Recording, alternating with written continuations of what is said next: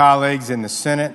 Serving in this body for 20 years has been one of the great honors of my life. I remember coming up when I was running for the Senate and going to the Republican luncheon, and they said, well, you've got a few minutes. You can say something, but don't talk very long. People don't want to hear a lot from you, frankly.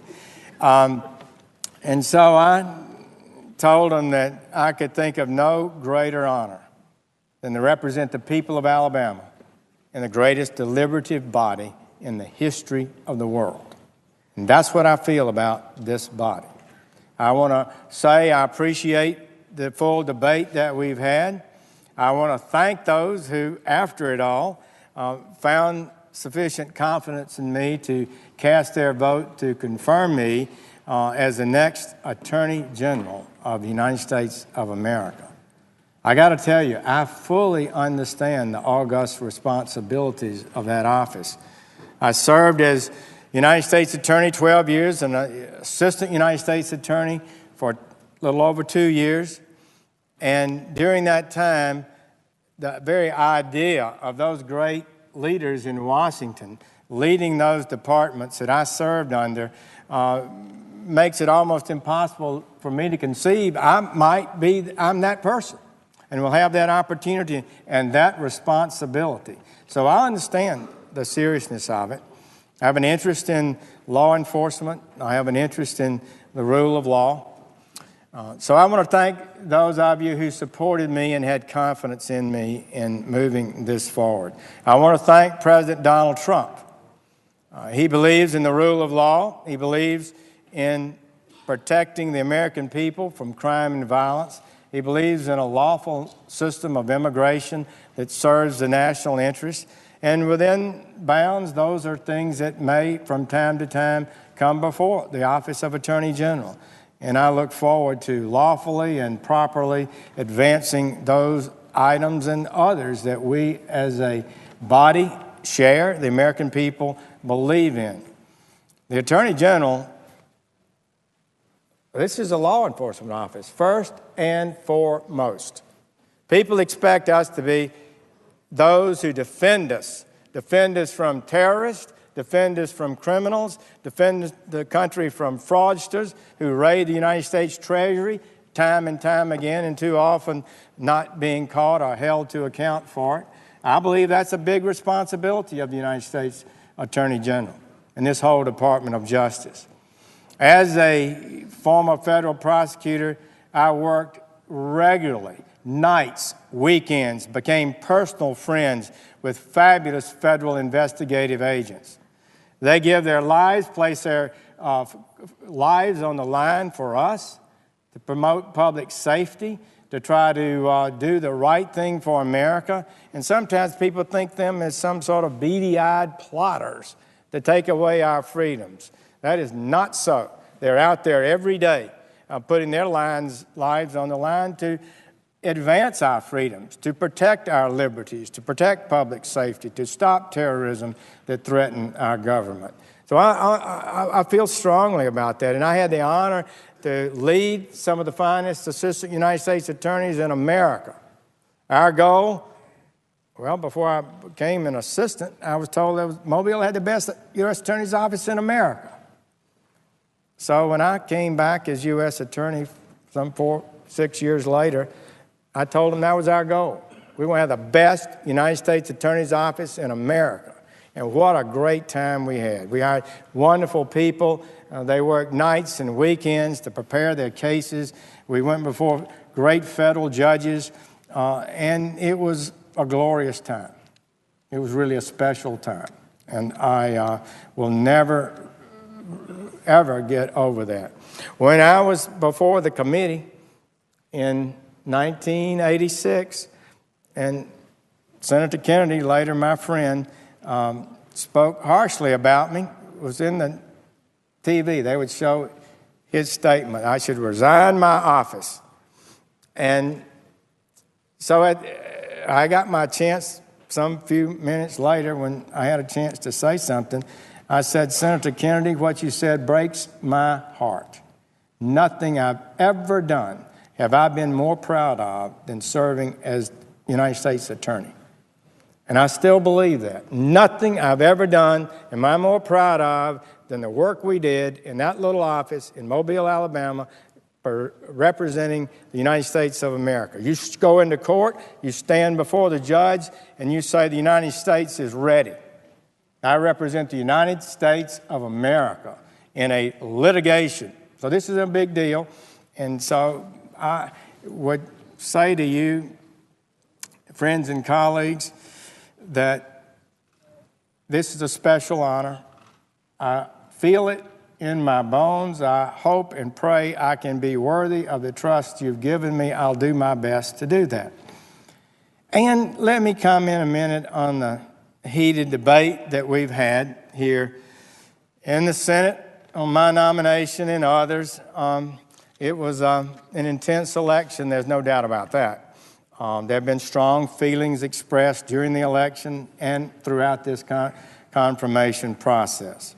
And some of the times we have philosophical disagreements, just sincere disagreements about policy, what's right and what's wrong, what the law says, what it doesn't say.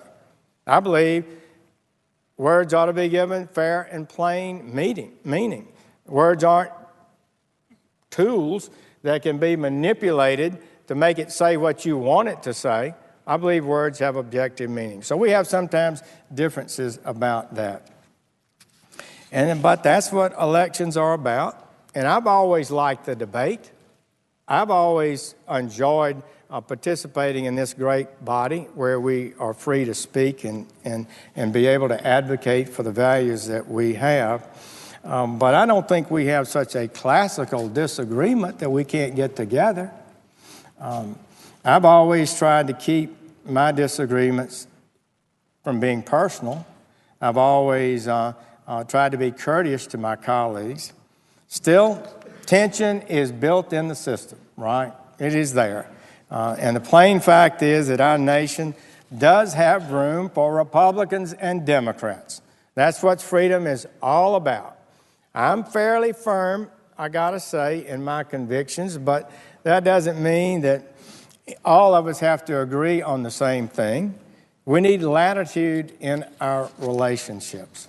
And so let's agree on what we can agree on, and I suggest that to my colleagues as I leave here and take action where we can agree on things. But denigrating people who disagree with us, I think, is not a healthy trend for our body.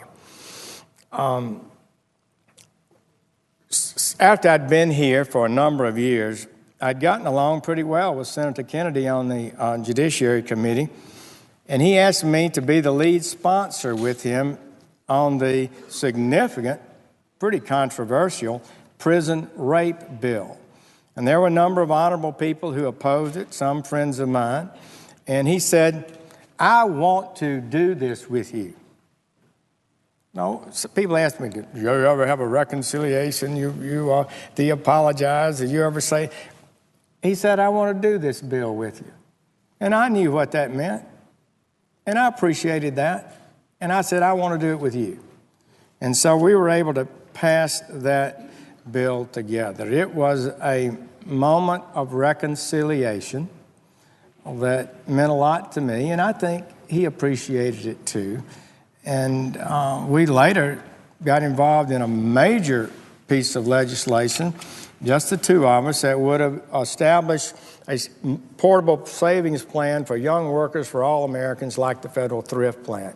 About that time, the financial crisis hit, and then he had illness, and it never came to fruition. But reconciliation is important. We ought to do that in this body. We ought to try to fight for our values and not give an inch. You don't have to back down if you believe you're right, and you should not back down. But there are ways that we can get along personally, and I would say that would be my prayer for this body, that in the future maybe the intensity of the last few weeks would die down, and maybe somehow we get along better. So, colleagues, I can't express how appreciative I am for those of you who've stood by me during this difficult time. I could start calling names, but it wouldn't be appropriate. I want to say again, I appreciate the President and his confidence in me. And by your vote tonight, I have been given a real challenge. I'll do my best to be worthy of it and look forward to working with each of you during that time, and maybe to make sure we have a good open door at the Department of Justice. My wife has picked up pretty quickly that we have a chef, and we can actually invite people for lunch or breakfast at the there, and maybe we can do that. And finally, let me thank my family, because without their support, I could not be here. It's great that my children have been so engaged in this. They were young when this happened. My 86th adventure occurred, and now they are grown and they paid attention to it. And I think your support and affirmation has meant much to them. Mr.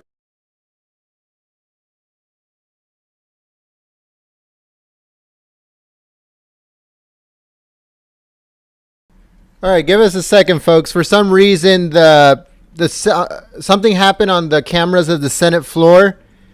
So just give me a few seconds. I'm hoping that I can get it back. I apologize, but it's out of our control. We hope that we can get the camera back. Oh, I think they shut it down. At 11:55 oh, here we go. Here we go. p.m. Eastern Standard Time on February 8th, 2017. Thank you all. Honored to be with you.